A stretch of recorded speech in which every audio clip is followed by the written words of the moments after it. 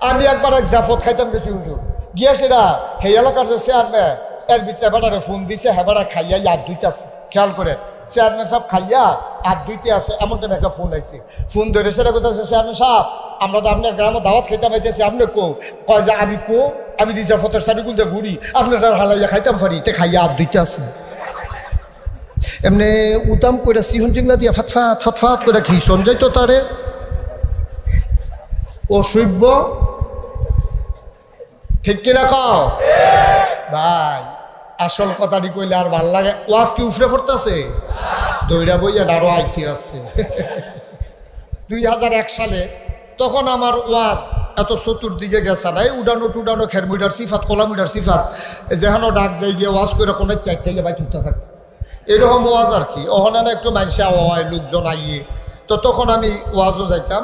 তো এক জায়গার ভিতরে আমার তখন 2001 সালের কথা, তো 1 সালে আগের দিন আমার মাহফিল ছিল, নির্বাচনের কয়েকদিন পরে 1 অক্টোবর তখন নির্বাচন হয়েছিল 2001 সালে।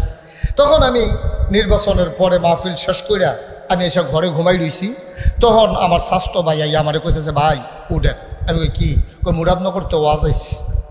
কই থেকে ওয়াজ আইছে? আরে কথা কটা লোকে ঘুমাই গেছে নাকি আপনারা? মুরাদনগর নাম শুনেন না যে আপনারা?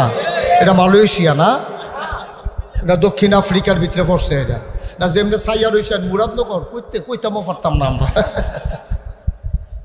করতে আইছে সবাই কথা বলতে হবে। কোত্থেকে মাহফিল আইছে?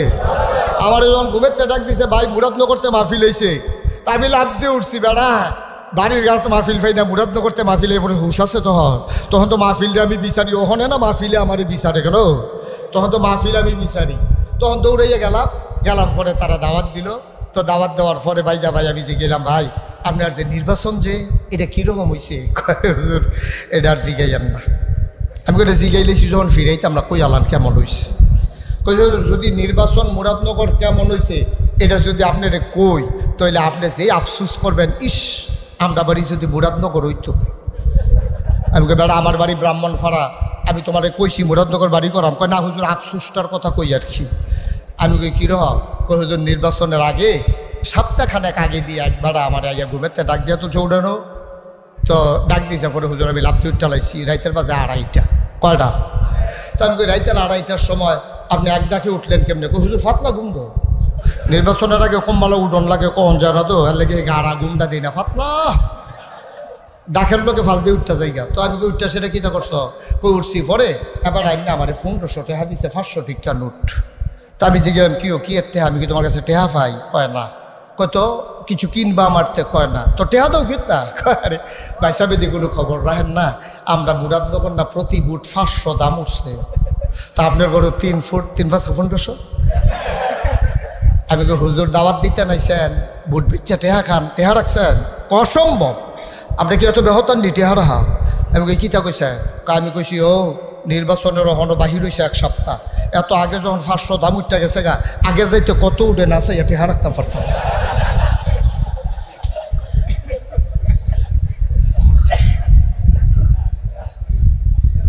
বাংলাদেশ আমার সোনার বাংলা, আমি তোমায় ভালোবাসি। বাংলাদেশ রে, আহারে বাংলাদেশ। এই হুজুরে বোয়াইলা, তারেও বোয়া। আমিন ক জোরে বলো আমিন। আহা আহ মুসলমান আইয়া সেইরা। আমি বললাম আর কিতা কইছে? আইয়া সেইরা আমার যেই দূরে জমক দিছে, কয় কিতা কইছে? কারে বিয়া এমপি বানান, আমারে দেন না। কইতে কারিকে এমপি বানান, আমারে ভোট দিবেন? কয় তো ভোট দিলে আপনি রেখি তৈব। কয় ভোট দিলে একবারে ঘরের দরজা সুদ্ধা ফিস করে দিব, কালা করে লাভ। তো মনে মনে চিন্তা করলাম, মানুষে কয় রাস্তা করে দিব, মানুষে কয় স্কুল পর্যন্ত করে দিব, মসজিদ পর্যন্ত করে দিব, এবারে দিকে দরজা বেড়াই বিলে কাটা করে খিচালাইলাম, এবারে আল্লাহ যা করে কর দিলাম। বুট করছে ফাঁস গেছে 6 মাস। 6 মাস পরে গেছি গেলাম, ভাই আপনারা কইসলেন আমরা ঘরের দরজাত কিতা বিলে ডালেন না দিক। কবে কইসলাম? কয় নির্বাচনের আগে। আরে মিয়া পাগল হইছে, নির্বাচনের আগে আমরা কত কথা কই, এটি সবজি ধরে বইয়া রইছেন কীর্তন এটি। আহারে মুসলমান রে, মরার চিন্তা আমরা ভুলে গেছি, ঠিক কিনা বলো? আমাদের কথা একরকম, কাজ একরকম, আমরা ওয়াদা করি একরকম, ওয়াদা খেলাফ করতে একটা সেকেন্ডও দেরি করি না, ঠিক কিনা কম। আবার মজা মারে এমপি সাহেব আবার কয় রে তার যে কথাটা বললাম কি রপুরে ফানিত রেখ আছে কথার রেখ নাই, ফানিত রেখ আছে কথার ভিতরে রেখ নাই। আপনি মার্শাল্লাহ উপযুক্ত লোক, যে যত বড় বাটফার তে বাংলাদেশে তত বড় নেতা, ঠিক কিনা? যে যত মিছা কথা কইতে পারে তে হইল তত বড় নেতা। কর্তৃপক্ষকে জিজ্ঞেস করেছিলাম যে জায়গা আছে বড়, ওনারা বলছে বিরাট বড় জায়গা। বিরাট বড় যে এরকম আমি বুঝি নাই। তো এখন থেকে মাহফিল রাখার আগে লুক ফাটাইতে হইব, জায়গাটা চাইয়াইয়া। ওনারা এটা আপনারা এমন একটা আয়োজন করলেন, বাড়ির ভিতরে আইনা রাস্তার পার্শ্বে কোথাও করা যেত, মাদ্রাসা মাঠে করা যেত। এখন এই বাড়ির মাহফিল দেখে বাইতে করণ লাগবো, এটা তো কেমন কথা। আচ্ছা যাই হোক, এখন যেহেতু তারা দাওয়াত দিয়েছিল গরফিসে একজন, আপনারা আইয়া ফুরসান হাফটা সমস্যা হয়েছে, এটা আনাইলে এত সমস্যা ছিল না। আর সভাপতি সহসভাপতি দুইজনের দাওয়াত দিছে, মনে করছে একজনে নাইলে আরেকজন হইব, তারা যে দুজন আইয়া পড়বো এইটাও তারা বুঝছে না। না ঝামেলায় ফাইয়া গেছে এই মাহফিলে। না, দয়া করে আমাকে একটু সময় দিতে হবে। আমি লম্বা সময়, আমি জানি এখন প্রচণ্ড একটা গরম, ভাদ্র মাসের গরমটা এমনি খুব বেশি, তারপরে আপনারা এত গাদাগাদি হয়ে বসেছেন, গরমটা স্বাভাবিক লাগাটা আমি তো বুঝতেছি। আমার পেছনে ফ্যান চলতেছে, তারপরে আমার কেমন গরম লাগে আমি টের পাচ্ছি। তা আপনারা যারা কথা বললেন না, কেউ কথা বললেও তো আমি কথা বলতে পারবো না, আমাকে একটু সুযোগ করে দিতে হবে। একেবারে পিন পতন নিস্তব্ধতার মাঝে কথা হবে ইনশাআল্লাহ, একবারে শব্দ করা যাবে না। আপনার যদি ভালো না লাগে আপনি চলে যাবেন, কিন্তু আরেকজনের ক্ষতি করবেন না। ক্ষতি করার কোনো দরকার নেই। আপনি ভাল লাগতেছে না, আপনি মনে করছেন যে আমার যখন ভাল লাগে না মাইসে আর ওয়াজ শুনলো কতক্ষণ কথা কম, তাইলে তো এটা ঠিক হইল না। আপনি না ভালো লাগলে আপনি চলে যাবেন, কিন্তু আপনি বিরক্ত করবেন না, কথা বলবেন না। দয়া করে দাঁড়িয়ে আছেন, বসে আছেন যারা, দয়া করে আমাকে একটু সুযোগ করে দিতে হবে। আল্লাহ তাবারক ওয়া তাআলা যেন কবুল করে, সবাই পড়ে আমিন। আমি শুরুতেই দোয়া করি আল্লাহ যেন, এই কথা বন্ধ না করতে পারলে হবে না তো ভাই। কয়বার বলা যাবে একটা কথা?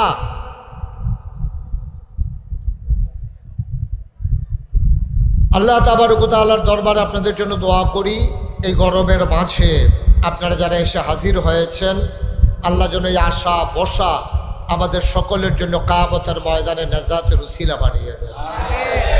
আল্লাহ যেন কবুল করেন, সবাই পড়েন আমিন। তো আমরা কোরআনুল কারীম থেকে 30 পারায় সূরা বুরুজের 2টা আয়াত আমি তেলাওয়াত করেছি, সেখান থেকে আমরা আলোচনায় যাব। তা আমাদের দেশে সমস্যা হচ্ছে কোরআনের আলোচনা না শুনতে শুনতে এখন আর কোরআনের আলোচনা ভাল লাগে না। আমাদের দেশে গান, গজল, নাচা নাচি, নর্তন কুর্তন, লইয়াফরণ, এইটা আমরা দেশে এখন খুব বেশি ওয়াজের নাম দিয়া প্রচলন, ঠিক কিনা বলেন? এটা করতে করতে এখন আর মনে করছে হেই ডে ওয়াজ, আর ওয়াজ এখন হয়ে গেছে একেবারে আপনি বিরক্তিকর একটা বিষয়। কিন্তু এটাই হয়। আমার মাদ্রাসায় একবার এক টিউনু গেল এই ভিজিট করার জন্য। টিউনু সব গেছে পরে আমি কইলাম যে টিউনু সাহেব, আমার নিজের এলাকার গাছের কলা আছে আমার মাদ্রাসার এরিয়ায়, ওখানে গাছ পাক না কলা খুব ভালো, কোনো ওষুধ টষুধ নাই, আপনি 2টা কলা খান। না না না না, এই কলা আমারে দিয়েন। আমি ওই কেন কই হুজুর, এই আরেকবার ওই রকম এই ভালো কলা খাইয়া আমার সাংঘাতিক ক্ষতি হয়েছে, কারণ বেজাল খাইতে খাইতে বালাটা আর সহ্য হয় না। এখন আমরারও অবস্থা হয়েছে ভেজাল কথা শুনতে শুনতে আমাদের আর এখন কোরআনের কথাগুলো ভালো লাগে না। কিন্তু আমি বিশ্বাস করি এখানে আমরা যারা আছি আমরা কোরআনের কথাই শুনতে চাই ইনশাআল্লাহ। আমাদের ভালো লাগে তো ইনশাআল্লাহ। তা আমরা আলোচনায় ঢোকার আগে মারদুদ শয়তান থেকে ফানাহ চাই, যিনি রহমান যিনি রাহিম, তার নামে চলেন শুরু করি, সবাই পড়ি। আউযু বিল্লাহি মিনাশ শাইতানির রাজীম। বিসমিল্লাহির রহমানির রহিম ওয়া মা নাকামু মিনহুম ইল্লা আইয়ুমিনু বিল্লাহিল আজিজিল হামিদ الذي له ملك السماوات والأرض والله على كل شيء شهيد কুরআনুল কারীম 30 পারায় সূরা বুরুজে আমার আল্লাহ তাবারক ওয়া তাআলা বলেন ওয়া মা নাকামু মিনহুম, তাদের কোনো অপরাধ ছিল না, ইল্লা আইয়ুমিনু বিল্লাহ, একটাই ছিল অপরাধ, তারা আল্লাহর উপরে এমন ঈমান এনেছে যিনি প্রশংসিত মহাপরাক্রমশালী। বলেন সুবহানাল্লাহ। ১৫০০ বছর আগে আল্লাহ রাব্বুল আলামিন এই দুনিয়ার ভিতরে যখন নবীকে পাঠালেন, আল্লাহ নবী এসে তার দায়িত্ব পালন শুরু করে দিলেন। নবীদের দায়িত্ব হলো অন্ধকার থেকে মানুষকে আলোতে নিয়ে আসা, গোমরাহি থেকে হেদায়েতে নিয়ে আসা, কুফর থেকে ইসলামে নিয়ে আসা, পথহারা মানুষগুলোকে পথ দেখানো। এটাই হচ্ছে নবী এবং রাসূলদের কাজ। ১৫০০ বছর আগে যিনি এসেছিলেন আমাদের জন্য নবী হয়ে, এই নবীর 3টা উপাধি, 3টা লকব। তার ব্যাপারে আমাদের আহলুস সুন্নাত ওয়াল জামাত, আমরা যারা, আমাদের 3টা আকীদা। এই নবী সবার সেরা নবী, এই নবী সবার শেষ নবী, এবং এই নবী সবার সেরা নবী, সবার শেষ নবী। তিনি ইমামুল এবং সকল নবীদের সর্দার, তিনি ইমামুল মুরসালিন, তিনি খাতামান নবিয়্যিন, এবং তিনি রাহমাতুল লিল আলামিন।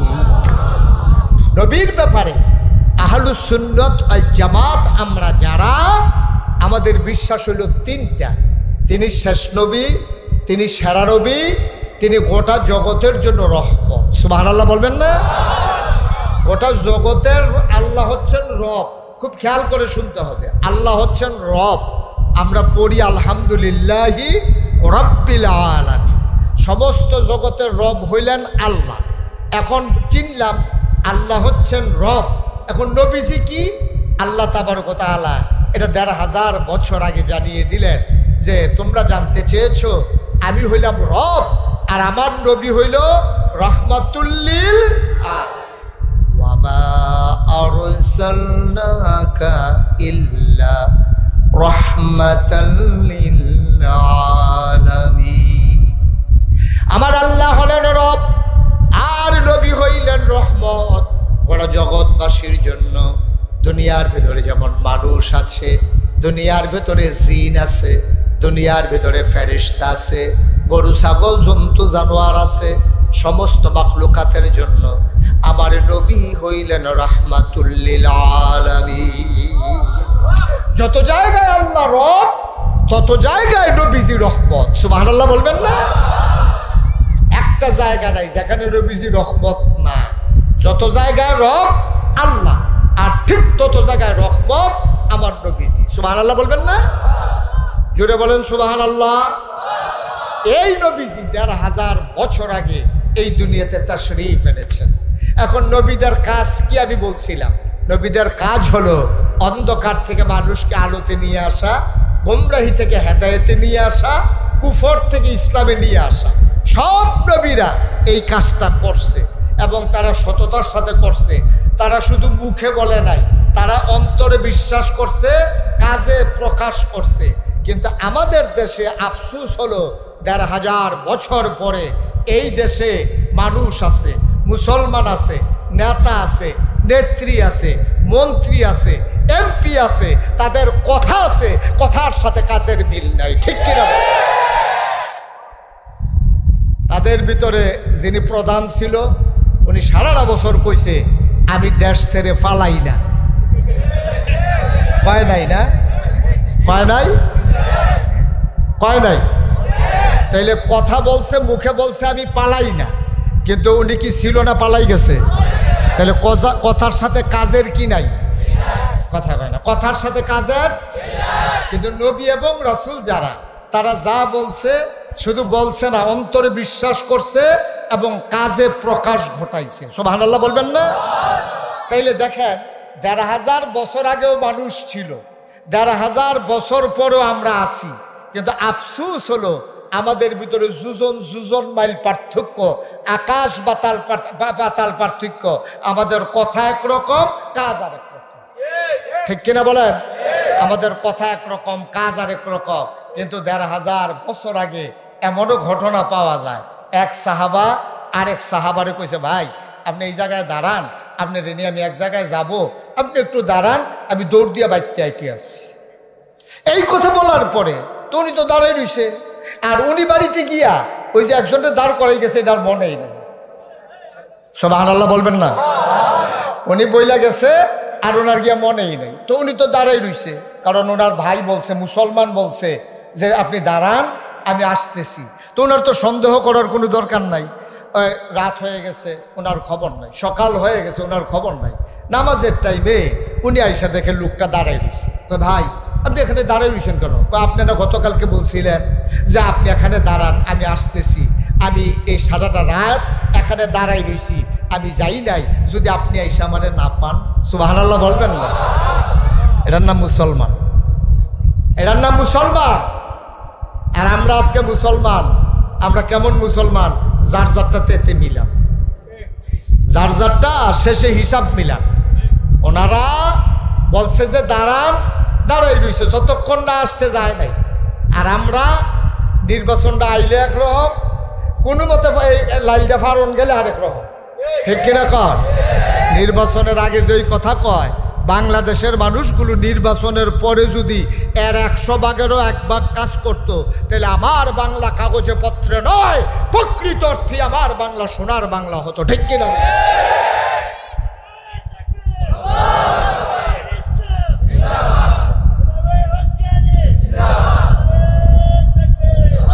সবাই পড়ে না আমিন, জোরে পড়ে না আমিন। আমরা দেশে দেখবেন কি কারবার হয়।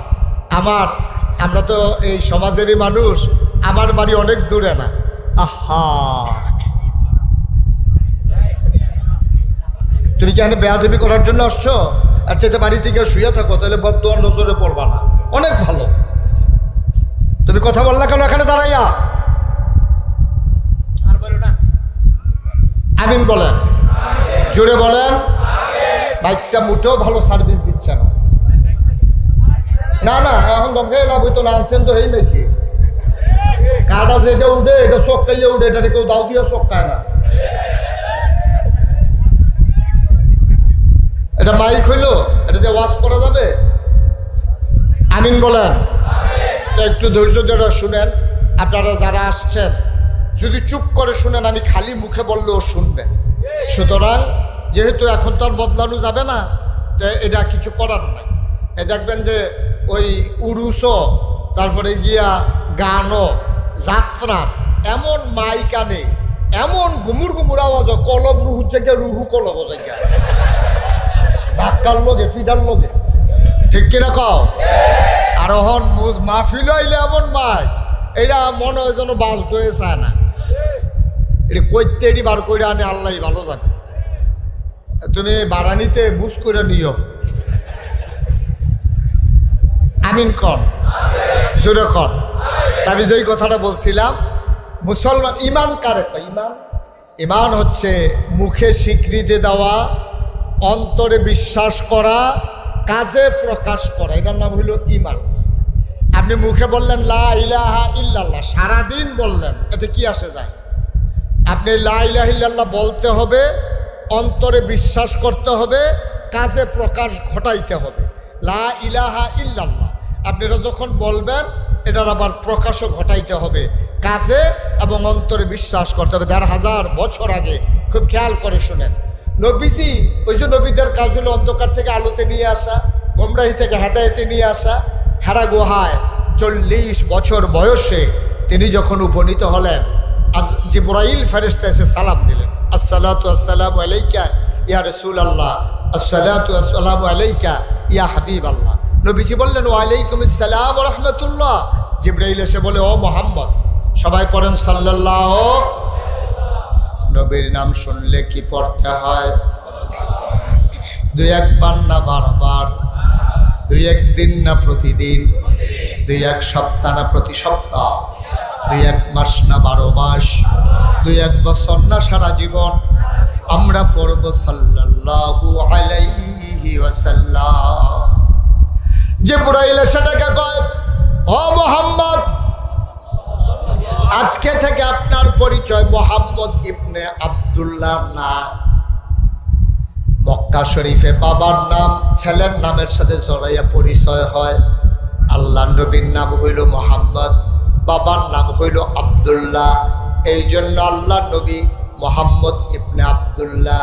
জিবরাইল এসে কয় আজকে থেকে আপনার পরিচয় মুহাম্মদ ইবনে আব্দুল্লাহ নয়, আজকে থেকে আপনার পরিচয় মুহাম্মাদুর রাসূলুল্লাহ।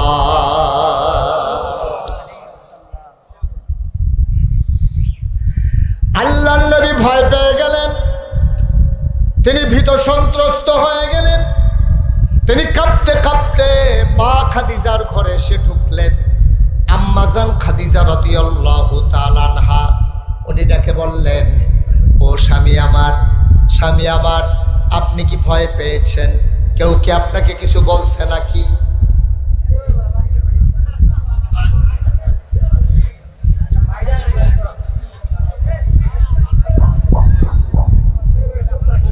জি ওকে ফাইন, ওনারা চেষ্টা করতেছে, মেশিনারি জিনিস তো এটা নিয়ে বিরক্ত হওয়া যাবে না। এটা যদি বন্ধ হয়ে যায় কিছু করার নেই, মেশিনারি জিনিস এটার উপরে কোনো গ্যারান্টি নাই। তবে একটু দেখে শুনে আনা লাগে।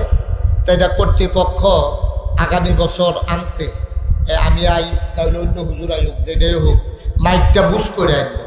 আল্লাহ যেন কবুল করে, সবাই করি আমিন। এখন মনে হয় আগের চাইতে একটু ভালো আছে, একটু ভালো হয়েছে না হুজুর? হুজুর একটু ভালো হয়েছে না? সবাই পড়েন আলহামদুলিল্লাহ। একটু আওয়াজটা ক্লিয়ার মনে হয়, একটু খেয়াল করে শুনেন, কথা বললেন না, তাইলে কিছু কথা নিয়ে বাড়িতে যেতে পারবে। এখন নবীজির বয়স কত? কথা বলে কত? জিবরাইল এসে ঘোষণা দিল আপনি মুহাম্মদ ইবনে আব্দুল্লাহ না, আপনার পরিচয় হলো আপনি মুহাম্মাদুর রাসূল। তো নবীজি খুব ভয় পাইছে, খুব ভয় পাইছে। হেরা গুহা, আপনারা যারা হজে গেছেন তারা অনেকেই হেরা গুহা দেখছেন। কাবা ঘরের কেনারেই একটা পাহাড় আছে, এই পাহাড়টার চূড়ায় একটা গুহা আছে, গুহাটার নাম হলো হেরা গুহা। আমি যখন প্রথম হজে গেছি, এটা হলো 2000 সালে। হজে যাওয়ার সময়, হজে যাওয়ার পরে আমার যারা ওখানে ভক্ত মরিদ আছে সৌদি আরবে, ওরা বলতেছে যে হুজুর ওই যে হেরা গুহা যেখানে কোরআন শরীফ নাজিল হয়েছে, আপনি কি এটা দেখতে চান? তা আমি কই ভাই আর আইনা না আই, এই জুয়ান মানুষ আছে এটা বলে খুব ওসা। জি হুজুর অনেক ওসা। তা আমি বেশি দাদাই দি কইলো এটার দিকে চাইলে বিলে ফিসি দেয় টুফি ফুটা জিজ্ঞা। কই জি হুজুর এটা অনেক ওসা তো, এমনি মাথা আলগি দিয়ে সাউন্ড লাগে টুফি ফুটা জিজ্ঞা। তা আমি হুজুর ওই পাহাড়ের কান্দাত আমার লইয়া গেছে, তারা পানির বোতল টোতল লইয়া গেছে। তো আমি কথা অনুযায়ী এমনি উপরের দিকে চাইছি, টুফি পরে না। কি তারা বাংলাদেশে নাইলাম ফিসের দিকে এমনি চাইতে বিলে উপরের দিকে চাইলে টুফি ফুটে জিজ্ঞা, টুফি পরে না কিরে? পরে আমি চিন্তা করলাম টুফি পরে না খা। পরে খেয়াল করে দেখলাম ওই যে হজের সময় যে মাথা কামাইছি, ছোটো ছোটো চুলে কামড় দিয়ে ধরে রাখছে টুফি।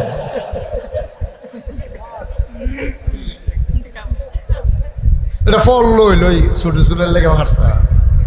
আলহামদুলিল্লাহ কেনা দাও। তা আমারে যখন দেখাইলো আমি দেখলাম যে আরে বাবার এত ওসা, এটা কেমনে কিতা করো? তা আমি কইলাম ভাই যদি ওসা ওসা লাগে, কয় যে হুজুর বেডিয়ে বেড়ে উঠতে আসে। তো চিন্তা করলাম বেডিয়েতে যদি উঠতে পারে তো আমরা তো ভেড়াইতে কেন? তো চিন্তা করলাম যে আল্লাহ ভরসা, যাও ওই উঠা শুরু করি। কাম লাগলে মাইকের তো করে দিয়ে পড়েছে গিয়ে তারা পানির বোতল টোতল লইয়া জুয়ান মুড়িদ আছে, তারা শক্ত সমর্থ বেড়াইতেছে। আমরা উঠা শুরু করলাম, উঠতে উঠতে উঠতে উঠতে উঠতে উঠতে উঠতে কয়েকবার জিরাইয়া পানি খাইয়া যখন ঠিক হেরা গুহাটার কাছে গেছি, গিয়ে দেখি প্রচণ্ড ভিড় মানুষ এখানে বৈশা একটু তাসবিহ তাহলিল পড়ে, দোয়া করে, দুরূদ শরীফ পড়ে। ঠিক যেই জায়গায় নবী বসা ছিলেন এই জায়গাটায় বসার সুযোগ আছে। সুতরাং 1500 বছর পরেও অবিকল ওই রকমই আছে। তা আমার যারা ভক্তমুড়ি এখানে থাকে, তো তারা এই আরবি ফারেদ হইতেছে, তো তারা কিতা জানি আমার ব্যাপারে কইছে পরে দেখলাম যে সবাই জায়গা খালি করে দিছে। তো খালি করার পরে আমি গিয়া ঢুকলাম। তো ঢুইকা আমার একবারে মনে হচ্ছিল, কেন আমার মনের কথাটা আপনাদেরকে বলি, ওইখানে ঢোকার পরে আমার মনে হয়েছিল যেন ১৫০০ বছর পরে আজও যেন সেই হেরা গুহার ভিতরে নবীর গায়ের গন্ধ পাওয়া যায়। আমার চোখ দিয়ে টপ টপ করে পানি পড়তেছিল। আমি উঠে চলে আসলাম নেমে যাব বলে। আমার ভক্তমণি যখন দেখলো আমি কাঁদতেছি, কয়ে যে হুজুর উঠার সময় যত কষ্ট, নামতে এত কষ্ট না, কান্দা লাভ নাই, আপনি কান্দাকাটি করেন না, নামতে সুবিধা আছে। তারও তো আর বুঝছেন আমি কেন কান্দি। এখন আমার জিজ্ঞেস হুজুর কান্দেন খা। আমি বললাম আমার নবীর বয়স যখন ৪০, তখন আমার আম্মা খাদিজা রাদিয়াল্লাহু তাআলা আনহার বয়স ৫৫ বছর। ২৫ বছর বয়সে নবী বিয়ে করেছেন। আম্মাজান খাদিজার তখন ৪০, আর নবীজির বয়স এখন ৪০। আম্মাজান খাদিজার বয়স এখন ৫৫। সুবহানাল্লাহ কয় না? ৫৫ বছরের একটা বুড়া মহিলা। আমি চিন্তা করলাম আমি জুয়ান মানুষ, ২৪ বছর আগের কথা, তখন তো আমি আরো যুবক। আমি কাঁদতেছিলাম আর চিন্তা করতেছিলাম ১৫০০ বছর আগে ৫৫ বছরের বুড়া মহিলারা সকালে একবার বিকালে একবার আমার নবীর জন্য রুটি নিয়া চামড়ার ব্যাগের ভিতরে পানি নিয়া যদি ২ বার উঠতে পারে, আর আমি জীবনে একবার উঠলাম, আমার এত কষ্ট হইতেছে, আমার আম্মাজান খাদিজার না জানি আরো কষ্ট হয়েছে। অপত্তনের মানুষ, ও নোয়াগাঁওয়ের মানুষ, বিজয়নগরের মানুষ, ব্রাহ্মণবাড়িয়ার মানুষ, মন দিয়ে শোনো রে ভাই, এমনি এমনি ইসলাম আসে নাই। কত ঘামের বিনিময়ে, কত রক্তের বিনিময়ে, চোখের পানির বিনিময়ে ইসলাম এসেছে। আল্লাহর নবীকে এসে জিবরাইল আলাইহিস সালাম ডেকে কয়, ও মুহাম্মদ, সবাই পড়েন সাল্লাল্লাহু আলাইহি ওয়াসাল্লাম। নবীর নাম যতবার আসবে আমরা কি পড়ব? মনে থাকবে ইনশাআল্লাহ। আবার পড়ি মুহাম্মদ মুহাম্মদ মুহাম্মদ। জিবরাইল এসে কয়, আপনি মুহাম্মদ ইবনে আব্দুল্লাহ না, আজকে থেকে আপনার পরিচয় মুহাম্মাদুর রাসূলুল্লাহ। আল্লাহর নবী মারাত্মক ভয় পেলেন। তিনি ভয়ে কাঁপতে শুরু করলেন, গায়ের ভিতরে জ্বর উঠে গেল, চোখগুলো তার লাল হয়ে গেল। তিনি কাঁপতে কাঁপতে ঘরে যখন ঢুকলেন, আম্মাজান খাদিজা রাদিয়াল্লাহু তাআলা আনহা ডাক দিয়া কয়, ও স্বামী আমার। আম্মাজান খাদিজা ও তো জানে না আমার নবী যে নবী হয়ে প্রকাশ হয়ে গেছে। গেছে স্বামী, আইসে নবী হইয়া, গেছে মুহাম্মদ ইবনে আব্দুল্লাহ, আসছে মুহাম্মাদুর রাসূলুল্লাহ। আম্মাজান খাদিজা তখনও খবর পৌঁছে নাই। আম্মাজান খাদিজা ডাক দিয়া কয়, কেউ কি আপনারে কিছু বলছে নাকি? আপনি আমার কাছে বলেন। তিনি বলো প্রভাবশালিনী মহিলা ছিলেন, উনি টাকাওয়ালা মহিলা ছিলেন, পুত পবিত্রা মহিলা ছিলেন, এই জন্য ওনার নামের উপাধি হয়ে গেল তাহেরা, তিনি পবিত্রা। তার ব্যাপারে কোনো টিটকারি মস্কারা মারার সুযোগ ছিল না। আম্মাজান খাদিজা ডাক দেয়া কয়, আপনি কি কোনো কষ্টে আছেন? কেউ কি আপনাকে কিছু বলেছে? আল্লাহ নবী ডাক দেয়া কয়, না খাদিজা, কেউ আমারে কিচ্ছু বলে নাই। হারা গুহা আমি যখন ধ্যানমগ্ন, আল্লাহর এক ফেরেশতা জিবরাইল আমার এসে ডেকে কয়, আমি নাকি মুহাম্মদ ইবনে আব্দুল্লাহ না, আমি নাকি মুহাম্মাদুর রাসূলুল্লাহ। এই কথাটা বলার সাথে সাথে একটা কথা আম্মাজান খাদিজা জিজ্ঞেস করেন নাই, কবে থেকে নবী, কে বানাইলো নবী, কার জন্য নবী, এই নবী লাস্টিং করবে কতদিন, কোনো কিছু জিজ্ঞেস করলেন না। আম্মাজান খাদিজা শোনার পরে পরে এক বাক্যে রায় দিয়ে দিলেন, আপনি অবশ্যই নবী। নবীজি বললেন আমি নবী, আর আম্মাজান খাদিজার সাথে সাথে স্বীকৃতি দিয়ে দিলেন আপনি অবশ্যই নবী। চারটিখানি কথা মনে করছেন? চারটিখানি কথা মনে করছেন? 15টা বছর সংসার করছে এক লগে। নবীজিরে কাছ থেকে দেখছে নাকি দেখে নাই? কাছের থেকে দেখা, এক লগে খাইয়া, এক লগে ঘুমাইয়া, এক লগে চল্লা ফিরা, বুঝা শূন্যা, কোনো আগে নির্বাচনের আগে টেহা খাইয়া না, বিস্কুট চা খাইয়া না, নবীজির খুশি মনে আম্মাজান খাদিজা রায় দিছে আপনি অবশ্যই নবী। সুবহানাল্লাহ বলবেন না? আপনারা যেমন তেমন কথা মনে করেন না।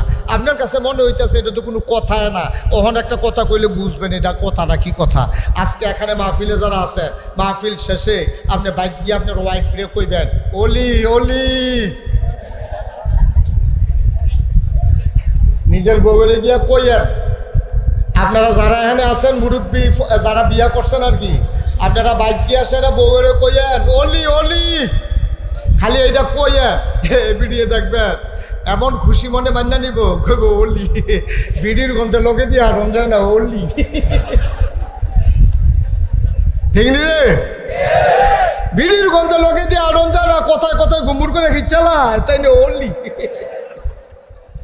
আসেনি আমরা এই খাচ্ছ, আপনার ওয়াইফ আপনার ওলি মানে না, আপনি বুজুর্গি ভাব দেহা ভিতর বাড়ির খবর আনলে না বুঝবেন আপনি কতটা বুজুর্গ হইয়া বইয়া রয়েছে, ঠিক কিনা ক? বাইরে দিয়ে না ফিটফাট, ভিতরে দিয়া সদরঘাট।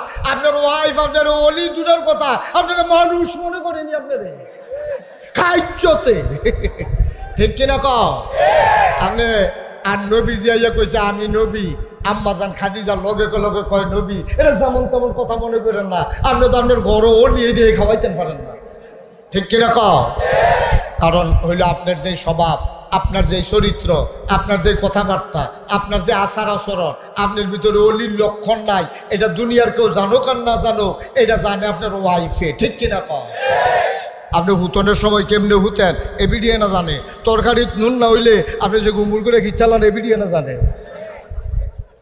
বুড়া বয়সে গুমুর করে কিল দিয়া বুহে ফিরে দৌড়াই নিছে। খাড়াস কারে কয় চিন্তা করো,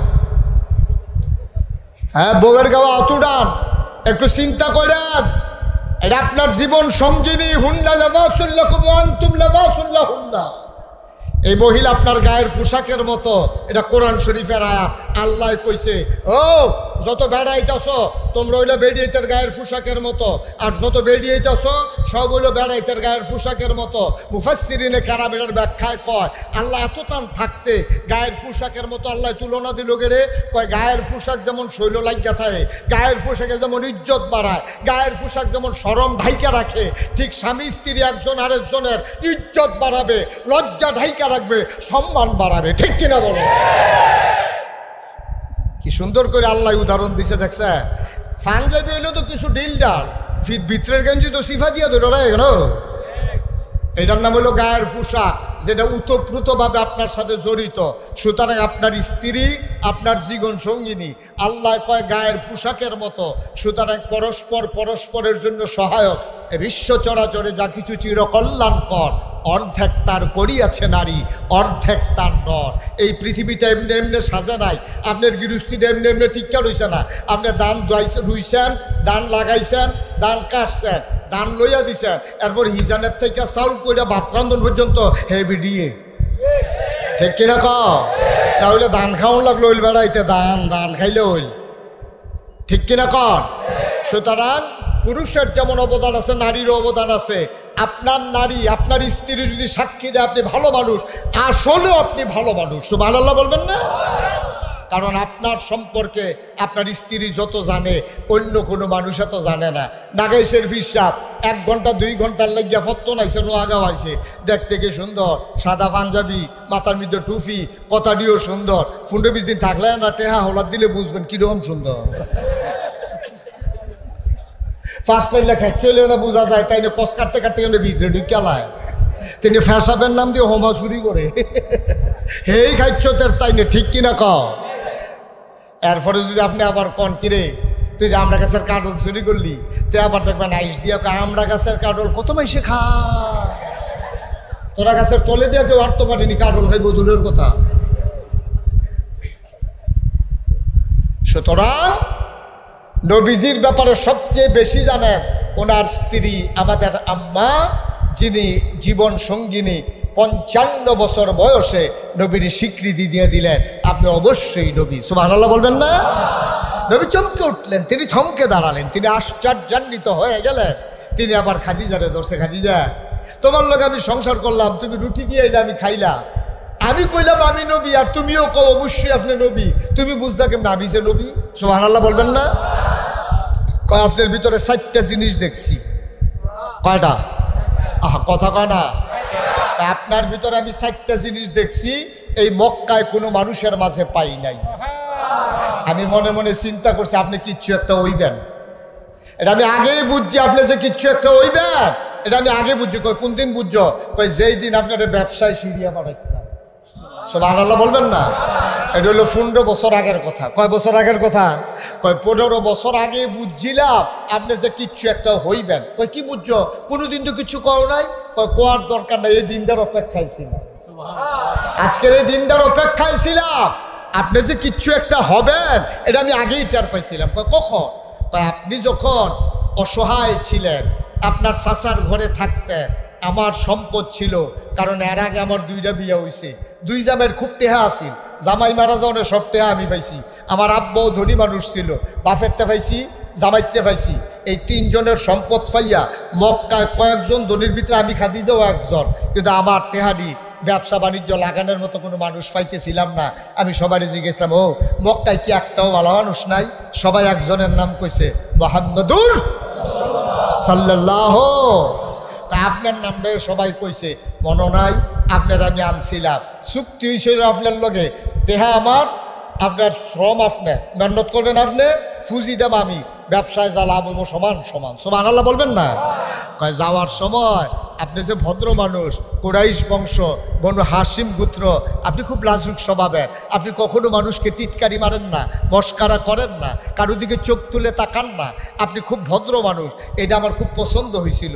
তখন আমি চিন্তা করলাম আমার ব্যবসায় উনি যাবে, ওনার খেদমতের জন্য একটা লোক দরকার। আমার একটা কেনা গোলাম ছিল, আমি গোলামটা আপনার লোকে দিছিলাম যে আপনার খেদমত করার জন্য। তে ব্যবসা করে আইসে পরে তারে জিগাইলাম মানুষটা কিরম। সুবহানাল্লাহ কইতেন না? তাই ব্যবসা করে আসার পরে তার আমি জিজ্ঞেসলাম মানুষটা কিরকম। মানুষটা কিরকম কইতাম পারতাম না, তবে আমরা সবাই মিল্লা কাজ ভাগ করে নিতাম। সফর অবস্থায় সবাই মিল্লা সিরিয়া গেছি তো, যাওনের সময় সবাই মিল্লা ভাগ করছি। কেউ রান্ধন, কেউ লাকড়ি আনন, লাকড়ি ভাড়ন, কেউ রান্নাবান্না করন, কাঁচামরিচের ডেটটা ভাঙ্গা দেওয়ন, ফেট ছুল্লা দেওয়ন, এরকম নানান কাজ আমরা ভাগ করে নিছি। এই নবী মোহাম্মদ তখন তো নবুয়ত প্রকাশ পায় নাই। আপনার যে ব্যবসায়িক পার্টনার, এই মোহাম্মদের দায়িত্ব ছিল রান্নাবান্না করা শেষ হইলে বাইরা বাইরা শাহিদারি করে খাওয়ার। আমরা এই দীর্ঘদিন সফরে ছিলাম, প্রত্যেক দিন উনি আমাদেরকে খাওয়াইছে। খোদার কসম আমরা খেয়াল করে দেখেছি, সবাই খাওয়ার আগে তিনি লবণ সাওয়ার নামেও একটা গোশতের টুকরা মুখে দেয় নাই।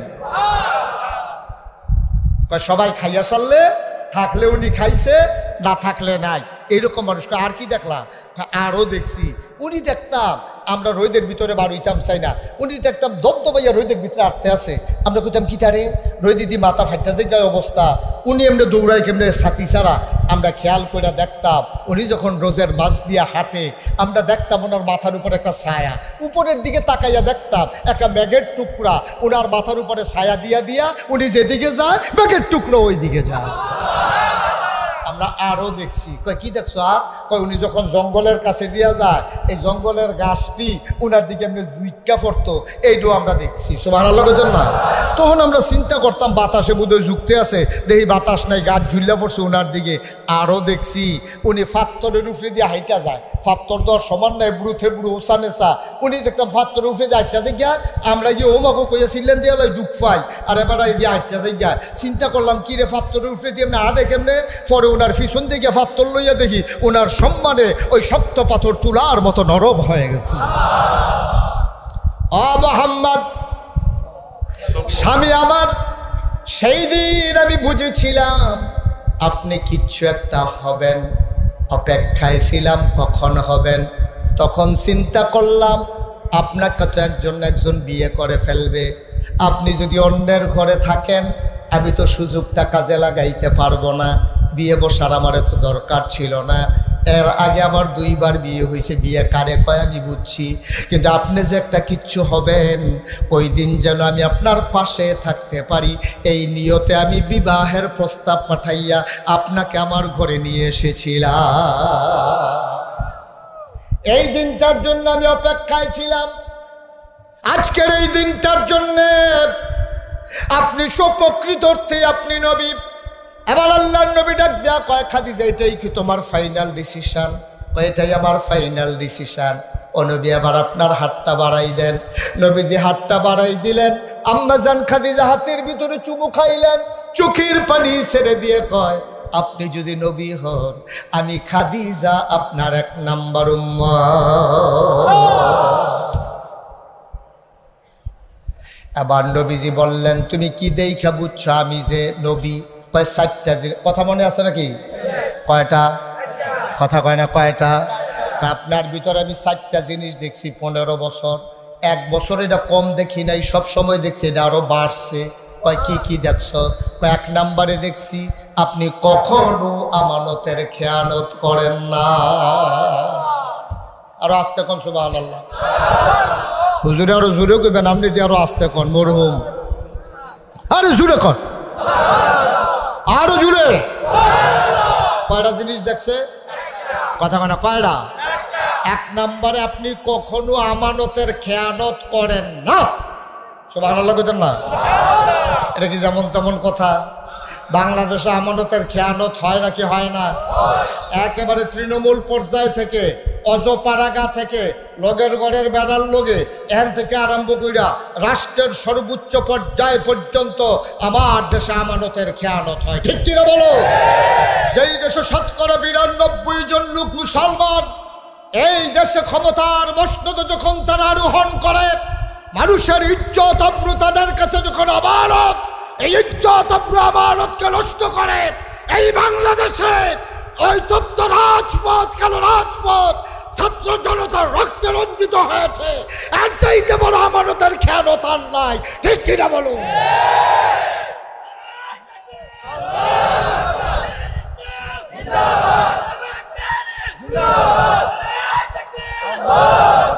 রাষ্ট্রের যারা অধিকর্তা হবে তাদের কাছে একজন ভিক্ষুক মহিলা থেকে শুরু করে রাষ্ট্রের সর্বোচ্চ মানুষটা পর্যন্ত তার ইজ্জত, তার সম্মান, তার টাকা পয়সা, তার জীবন তাদের কাছে আমানত। ওই আমানত যখন রাস্তায় ধুলোবালি খায়, যখন আবার সোনার ছেলেরা রাস্তায় শহীদ হয়ে জগদ্দল পাথরকে হটাতে চায়, এটাই হচ্ছে সবচেয়ে বড় আমানতের খেয়ানত। ঠিক কিনা? অথচ 1500 বছর আগে নবীর ব্যাপারে উনার স্ত্রী 1 নম্বরে রায় দিল, আপনি কখনোই আমানতের খেয়ানত করেন, আমানতের খেয়ানত করেন। কয়টা ছিল নবীর গুণ?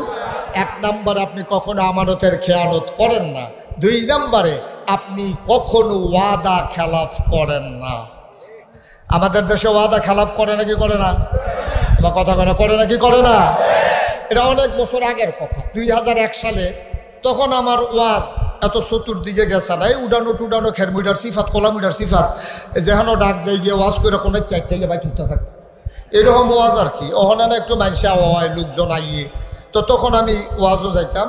তো এক জায়গার ভিতরে আমার তখন 2001 সালের কথা। তো 1 সালে আগের দিন আমার মাহফিল ছিল, নির্বাচনের কয়েকদিন পরে 1 অক্টোবর তখন নির্বাচন হয়েছিল 2001 সালে। তখন আমি নির্বাচনের পরে মাহফিল শেষ কইরা আমি এসে ঘরে ঘুমাই রইছি। তখন আমার স্বাস্থ্য ভাই আইয়া আমারে কইতেছে, ভাই উঠেন। আমি কি কই? মুরাদনগর তো ওয়াজ আইছে। কই থেকে ওয়াজ আইছে? আরে কথা কয়টা লোকে ঘুমাই গেছে নাকি আপনারা? মুরাদনগর নাম শুনেন নাই যে আপনারা? এটা মালয়েশিয়া না, এটা দক্ষিণ আফ্রিকার ভিতরে পড়ছে। এটা না যেমনি সাইয়া রইছেন মুরাদনগর কইতামও পারতাম না আমরা। করতে আইছে সবাই কথা বলতে হবে। কোত্থেকে মাহফিল আইছে? আমার যখন ঘুমেতে ডাক দিছে, ভাই মুরাদনগরতে মাহফিল আইছে, আমি লাভ দিয়ে উঠছি। বেড়া বাড়ির গাড়িতে মাহফিল ফাই না, মুরাদনগরতে মাহফিল পরে হুশ আছে।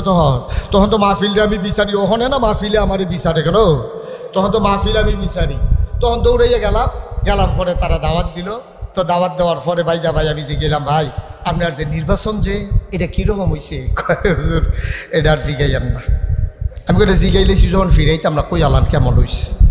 কই যদি নির্বাচন মুরাদনগর কেমন হয়েছে এটা যদি আপনারে কই, তাহলে আপনি যে আফসুস করবেন, ইস আমরা বাড়ি যদি মুরাদনগর হইতো।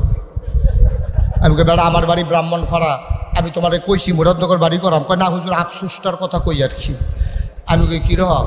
কই হুজুর নির্বাচনের আগে সপ্তাহখানেক আগে দিয়ে একবার আমার আইয়া ঘুমেতে ডাক দিয়া তো চৌড়ানো, তো ডাক দিয়েছে পরে হুজুর আমি লাভ দিয়ে চালাইছি রাইতের বাজে 2:30 কয়টা তো আমি রাইতের 2:30টার সময় আপনি এক ডাকে উঠলেন কেমনে হুজুর ফাতলা ঘুম দো নির্বাচনের আগে কম্বালো উঠন লাগে কখন যায় না তো এর লেগে গাড়া ঘুমটা দিই না ফাতলা ডাকের লোকে ফাল দিয়ে উঠতে যাইগা তো আমি উঠতে সেটা কিতা করছো কই উঠছি পরে এবার আইন না আমার 1500 টাকা দিছে 500 টিকা নোট তা আমি জিজ্ঞান কি এর টেহা আমি কি তোমার কাছে টেহা পাই কয় না কত কিছু কিনবা মারতে কয় না তো টেহা দাও কিতা আরে ভাই সাহেব এদিকে কোনো খবর রাখেন না আমরা মুরাদনগর না প্রতি বুট 500 দাম উঠছে তা আপনার ঘরে 3 ফুট 3-5 আমি হুজুর দাওয়াত দিতে নাইছেন বুট বিচ্ছা টেহা খান টেহা রাখছেন অসম্ভব আমরা কি এত বেহতান নি টেহা রাহা আমি কিতা কইছে আমি কইছি ও নির্বাচনের হন বাহির হয়েছে 1 সপ্তাহ এত আগে যখন 500 দাম উঠতে গেছে গা আগের রাইতে কত উঠে না চাই টেহা রাখতাম পারতাম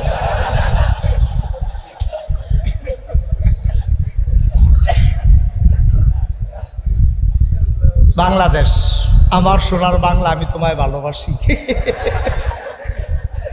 বাংলাদেশ রে আহারে বাংলাদেশ এই হুজুরে বোয়াইলা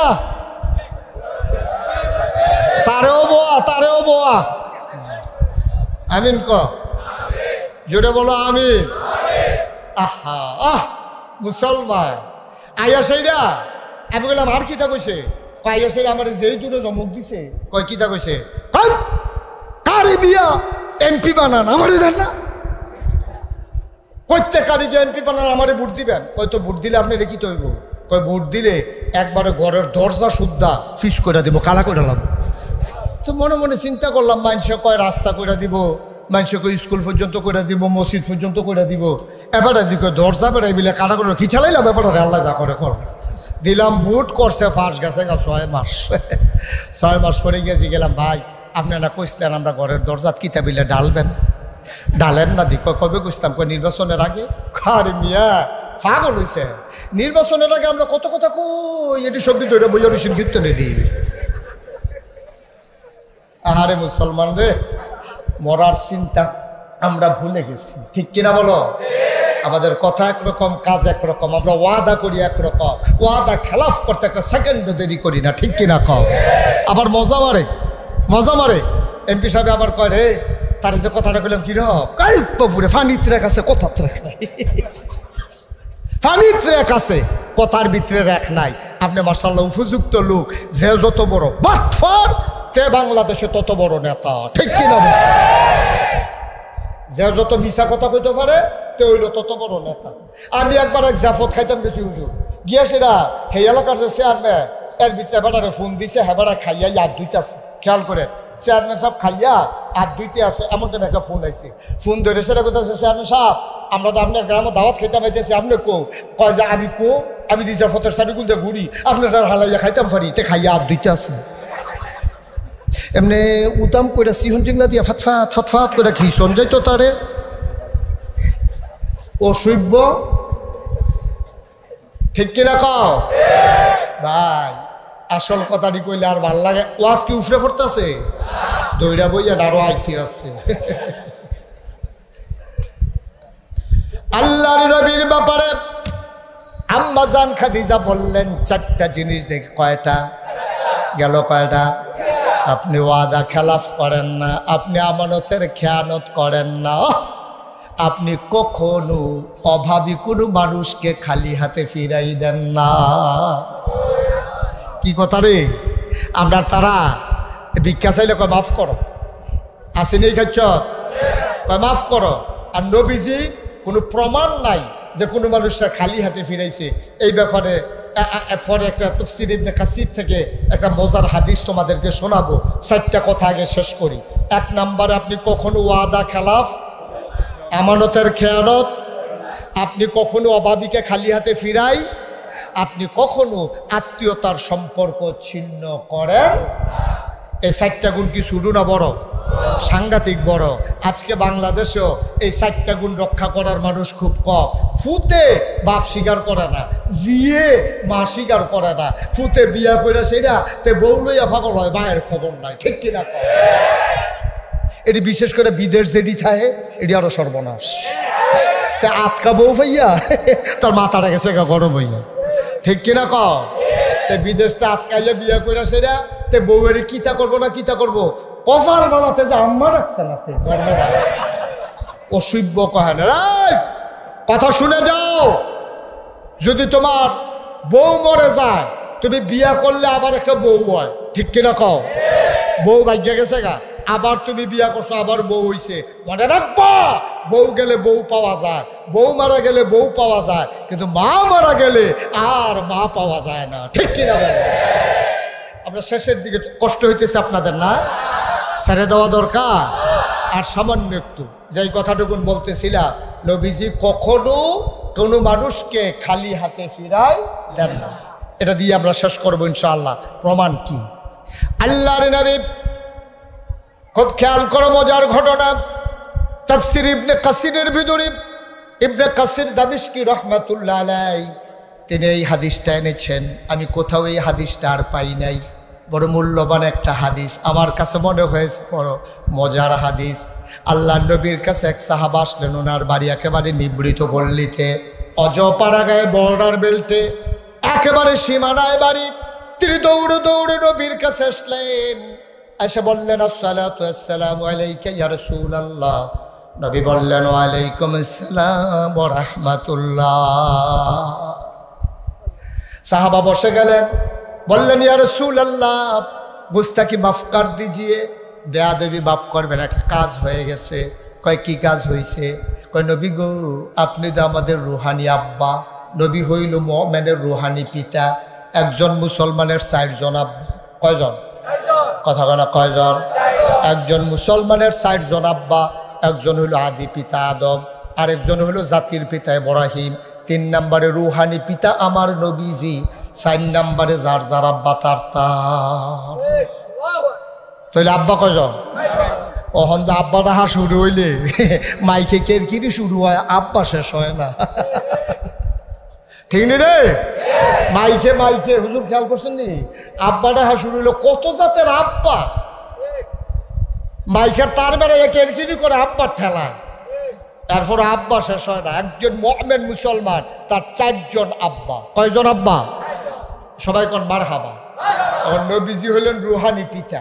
নবীজির কাছে আইসা সাহাবা কয় ইয়া রাসূলুল্লাহ বেয়াদবি মাফ করবেন, একটা কাম তো ঘটাই লিছি। কয় কি? কয় আমি তো আপনার ফুত, আপনি আমার রুহানি বাপ, এখন আপনি যদি আমার আব্বা হন তাহলে আমার বাচ্চা কাচ্চা তো আপনার নাইবাদ করুন, তা আমার মেয়ে বিয়ার, খুব খেয়াল করেন কিন্তু সিহন কথা, কয় আমার মেয়ে বিয়ার উপযুক্ত হয়েছে, আমি তো থাই একটু দূরে, মদিনা শহর থেকে একটু দূরে, ইচ্ছা করলে সবসময় আইতাম পারি না, জামাইরা পাইছি বালা, বদরের যুদ্ধে অংশগ্রহণ করছে, মাশাআল্লাহ 5 ওয়াক্ত নামাজ মসজিদে গিয়া পড়ে, এই সিটার বাটফারির ভিতরে নাই, মাশাআল্লাহ অনেক ভালো মানুষ, স্বভাব চরিত্র ভালো, আপনার ব্যাপারে খুব এশক আছে, আল্লাহর তাওহীদের ব্যাপারে কোনো আপোষ করে না। এই লোকটা পাইয়া, জামাইটা ভালো পাইয়া, দেখায় শোনায়ও ভালো, আমার মেয়েটারে তো বিয়ে ঠিক করে ফেলছি, বিয়া তো আল্লাহ করলে হয়ে গেছে, সুবহানাল্লাহ বলবেন না? নবীজি বলছেন মাশাআল্লাহ খুব ভালো খবর, আমি দোয়া করি তাদের দাম্পত্য জীবন সুখময় হোক, আল্লাহ নেক সন্তান দান করুক। সব দোয়া টোয়া শেষ, এবার সাহাবা আস্তে করে কইতাছে ইয়া রাসূলুল্লাহ শব্দ ঠিক আছে, আপনি দোয়া করছেন নাতিনেরও বিয়ে হয়েছে আপনার, তবে আপনার যে নাতিন, আপনার নাতিনের বিয়েতে আপনি কি কোনো উপহার টুপহার দিবেন না? সুবহানাল্লাহ বলবেন না? দেখছেন নবীর লগে উম্মতের সম্পর্কটা দেখছেন? আপনি পারবেন নি ফির সাবরে কইতেন যে হুজুর সারা জীবন আপনার আব্বা ডাকলাম, আমি তো আপনার মুরিদ, আমার মাইয়া তো আপনার নাতিন, তাই সে বিয়া ঠিক হয়েছে কিছু দিতেন না? হ্যাঁ বাড়ায় আশায় আশায় থাহে তোমার মাইয়ার বিয়ে হইলে লুঙ্গি আর সাথী তো আমি ফায় আমি। আহারে বাংলাদেশ, নবীর চরিত্র কিরকম আর আমার চরিত্র ইয়া কিরকম? আমরা খালি নেওয়ন শিখছি, নেওয়ন খালি আত্রা এরকম করে। বাংলাদেশও যত ফিসাব দেখবা এইটা হিকছে না, কেডা জানি গুড়ান দিয়ে এমনি কইরা দিছি, আবার গুড়া জায়গায় নাদান হগিন নিবেদির টিহার আশায় বইয়া থাকে, রিক্সাওয়ালার টাকার আশায় বইসা থাকে। আর আমার নবীজি জীবনে কেউ খালি হাতে ফিরাইল না, আর তুমি খালি নিতা ইচ্ছো, জীবনে দিতা ইচ্ছো না। তোমার মতো নাদানকে আসমানের নিচে আর আসেনি, ঠিক কিনা কও? তুমি যেটা এই ফিরালির নাম দিয়ে যেমন আটফাইতা খাও, এরতে বালা চান্দরা মুড়ো বইয়া লাইলে ভাঙ্গা বাসন ডলে আরো বালা পাইলে হইল। তুমি বেটা হাত আছে, ফাও আছে, রক্ত মাংস আছে, আলেম কালাম আছে, বেটা মাটি কাটলেও তো ডেলি 500 টাকা পাওয়া যায়। মানুষের কাছে আটফাইতা খাইতে শরম করে না? লজ্জা নাই, শরম নাই। এখন নবীজির কাছে সাহাবা কথা মনে আছে নিও, বুঝলা গেছেন কথা? ইয়া রাসূলুল্লাহ, আপনার নাতিনের যে বিয়া দিলাম, আপনার দাদা হিসাবে কোনো উপহার দিবেন না? সুবহানাল্লাহ, সুবহানাল্লাহ, সুবহানাল্লাহ। কথার ওজন কত, কথার ভিতরে মহব্বত কত, অধিকার কত, কত বড় অধিকার। আর নবীজি খুব লাজুক মানুষ, পকেটে হাত দিছে, দিয়া দেয় কিচ্ছু নেই, একটা পয়সাও নেই। এমন লজ্জা পাইছে, চেহারাটা লাল হয়ে গেছে। সুবহানাল্লাহ, মাথাটা নিচু করে ফেলছে।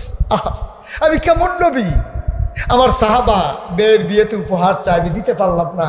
নবীজির মাথা নিচু করে মুচকি হাসলেন, হেসে বললেন, সাহাবা আমার, আজকে তো আমি কিছু দিতে পারলাম না, আগামীকালকে তুমি সকালে আসবা, তো তোমার কাছে আমি একটা গোপন সংকেত দিয়ে রাখি। যদি দেখো আমার ঘরের দরজা বন্ধ, তোমাকে গোপন সংকেত হলো তুমি দরজার ভিতরে শিকল ধরে 3 বার নাড়া দেবা, তখন আমি বুঝবো তুমি চলে আসছো। আসলে তোমার জন্য দরজা খোলা, তুমি ডাক দিতে পারবা, তোমার জন্য অনুমতি আমি দিয়ে রাখবো। আসার সময় ছোট্ট একটা শিশি আর একটা কাঠি আইবে। সুবহানাল্লাহ কইতেন না? এখন পরের দিন সকালবেলা সাহাবা এসে দেখে নবীজি আরাম ফরমাচ্ছেন। নবীজি ঘরের ভিতরে আরাম করতেছেন, ভেতর থেকে দরজা বন্ধ। সাহাবারে নবীজি অনুমতি দিয়ে রাখছে। সাহাবা এসে দরজার ধরে 3 বার নাড়া দিলেন। নবীজি দরজা খুলে দিলেন। আহলান সাহলান মারহাবা, মোস্ট ওয়েলকাম, আমার ঘরে তোমাকে স্বাগত। সুবহানাল্লাহ বলবেন না? আল্লাহর নবী স্বাগত জানাইয়া আবার সাহাবাকে ঘরে ঢুকালেন। ঢুকাইয়া বললেন, ও তোমার তো আজকে আসতে বলছিলাম না? কই, জি ইয়া রাসূলুল্লাহ, শিশি আনছো? তো উনি লুঙ্গির সিফাত থেকে শিশি বার করে, কাঠি আনো নাই? কয়, জি ইয়া রাসূলুল্লাহ, কাঠিও আনছি। আল্লাহর নবী, সাহাবা কয়, আমারে সামনে নবীজি বসালেন, পাঞ্জাবির হাতটা কনুই পর্যন্ত উঠাইলেন। খুব খেয়াল করেন, তিনি হাতটা উঠাইয়া কনুই পর্যন্ত পাঞ্জাবির হাতাটা গুছাইয়া তিনি আবার হাতের ভিতরে এইভাবে কচলাইতে শুরু করলেন। কতক্ষণ এই হাতে কচলায়, আবার বাম হাতে ডান হাত কচলায়, কচলাইতে কচলাইতে লাল হয়ে গেল, পশমের গড়ায় মুক্তার দানার মতো ঘাম জমে গেল।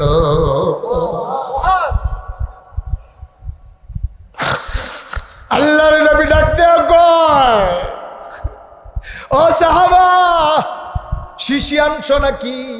কই, ইয়া রাসূলুল্লাহ, এই তো শিশি। আল্লাহর নবী হাতটা এমন করে বাঁকা করলেন, ওই পশমের গোড়ায় গোড়ায় জমা ঘাম টপ টপ টপ টপ করে জমে জমে এই কনুর কাছে এসে দিয়ে পড়তেছে। আল্লাহর নবী বললেন, তাড়াতাড়ি করো, শিশিটা আমার কনুর কাছে ধরো। এবার শিশি দেখে টপ টপ করে শিশির ভিতরে ঘাম পড়ে, অর্ধেকটা শিশি ভরে গেল। নবী আবার এই হাত বাঁকা করলেন, বললেন, শিশিটা আবার এই হাতে ধরো। এই হাতের কনুর কাছে ধরা হলো, বাকি ঘাম দিয়ে শিশিটা একবারে ভরে গেল। আল্লাহ নবী মুখটা বন্ধ করে ওই ছোট্ট কাঠিটা হাতে দিয়ে দিলেন। নবীজি আবার চোখের পানি ছেড়ে দিয়ে কয়, সাহাবারা রে, আমি তোর এমন নবী, আমার নাতিনের বিয়েতে দামি কোনো উপহার দিতে পারলাম না, আমার গায়ের জমানো ঘাম, এটাই আমার নাতিনের বিয়েতে আমার পক্ষ থেকে উপহার।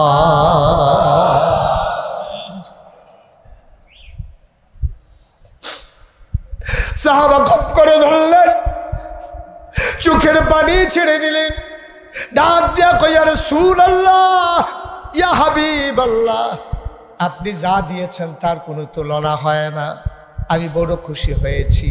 সাহাবা বিদায় নিয়ে দিলেন দৌড়।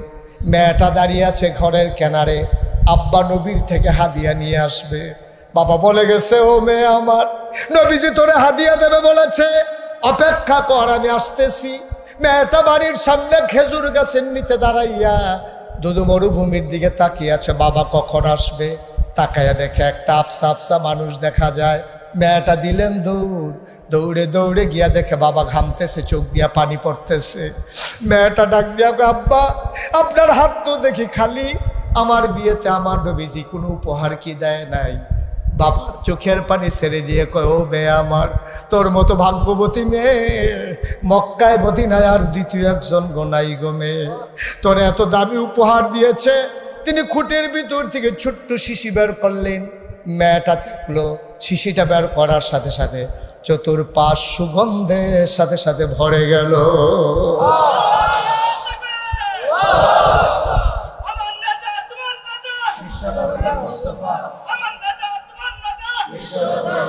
আল্লাহর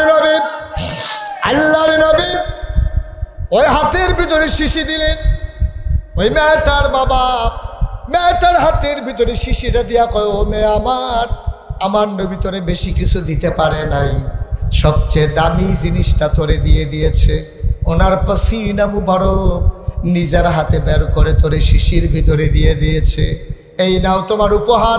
মেয়েটা খপ করে ধরলেন, চোখে লাগালেন, মুখে লাগালেন, বুকের সাথে জড়িয়ে ধরলেন। মেয়েটা দিলেন দৌড়, এক ফোঁটা ঘাম পাসিনা মুবারক বের করে হাতের তালুতে নিয়ে মেয়েটা মাথায়, চোখে, মুখে, বুকে সব জায়গায় লাগালেন।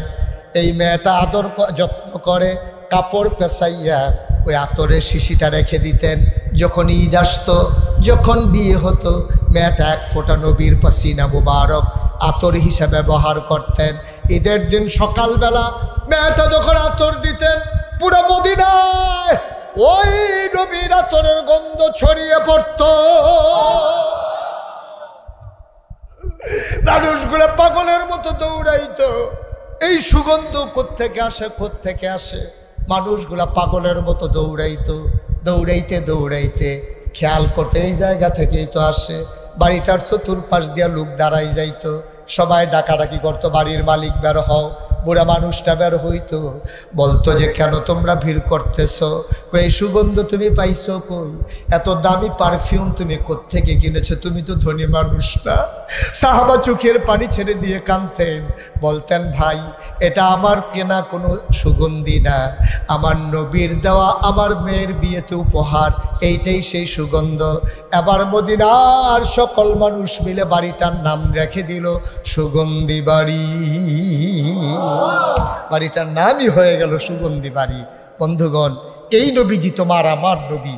আমরা যারা নবীর উম্মত, আমরা যারা আশিকি রাসূল দাবি করি, এখন আমাদের কি দায়িত্ব?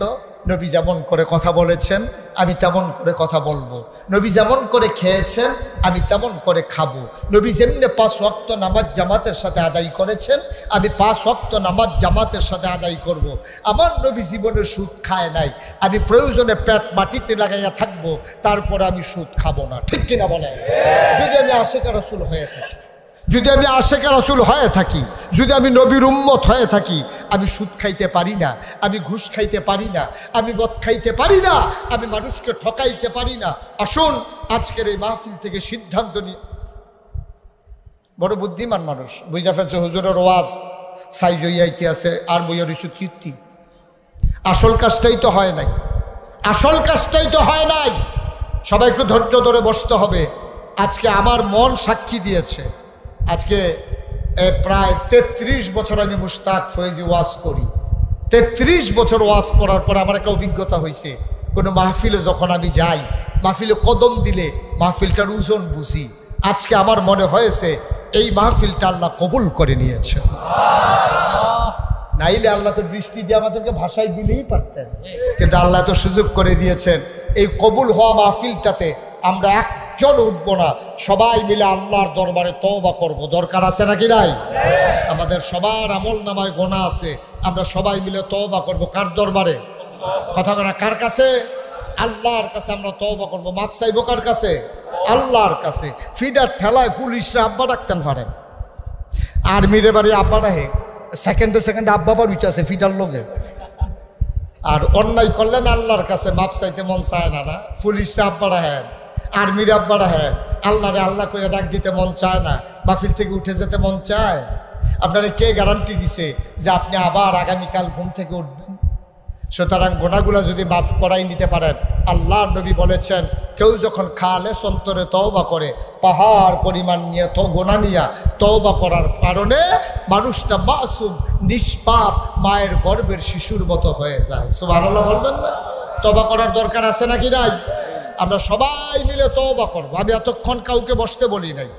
এই তওবা করা, দোয়া করা, এটার আদব হচ্ছে খুশুর সাথে নম্র ভদ্র হয়ে আল্লাহর দরবারে লুটিয়ে পড়া। যদি জায়গা থাকে আপনারা যে যেখানে আছেন সেখানেই বসে পড়ুন, যারা যেখানে আছেন সেখানেই বসে পড়ুন। ইনশাআল্লাহ আমরা এখন তওবা করব। সবাই চক্ষু বন্ধ করে বসেন, যারা পারেন নামাজের মতো করে বসেন। সবাই চক্ষু বন্ধ করে নামাজের মতো করে বসি আমরা, নামাজের মতো করে বসি আমরা, নামাজের মতো করে বসি আমরা, নামাজের মতো করে বসি আমরা, নামাজের মতো করে বসি আমরা, নামাজের মতো করে বসি আমরা, নামাজের মতো করে বসি আমরা।